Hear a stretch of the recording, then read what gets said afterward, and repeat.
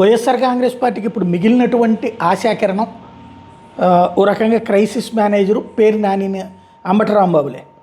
పేరు నాని అర్థవంతంగా అర్థమయ్యేలా మాట్లాడుకొస్తారు. అందులో ఒకటి తాజాగా ఏదైతే అదాని ఇష్యూ మీదన నేనైతే ఈయన మాట్లాడతారేమో అనుకున్నా, అంటే జగన్మోహన్ రెడ్డి మాట్లాడతారేమో ఎవరిని ఇవ్వడం అనుకున్నా. కానీ మరి వాళ్ళ ఆస్పెక్ట్ ఏంటో అర్థం కాదు.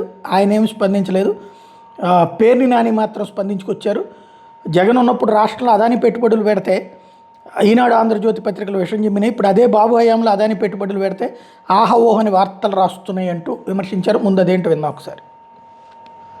వీళ్ళు రాస్తారు, ఏమని రాస్తారా అంటే అసలు చూడండి.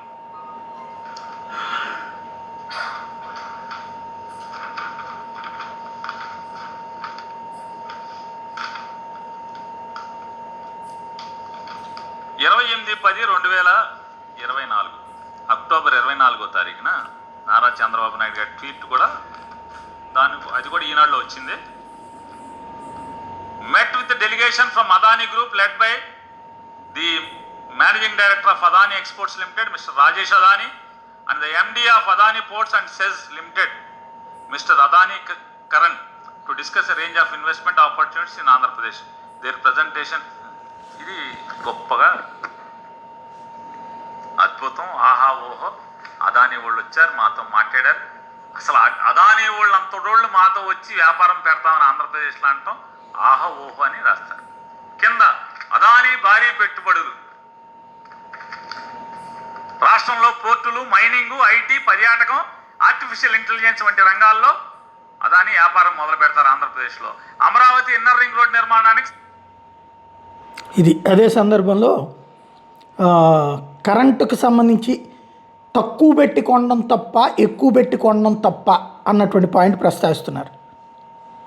చంద్రబాబు నాయుడు గారి ప్రభుత్వం 2014 నుంచి 19 దాకా విద్యుత్ ఒప్పందాలు మొత్తం చూసుకుంటే ₹4.84 చొప్పున 3,494 అంటే నేను చదివి ఒక్కో కేటగిరీ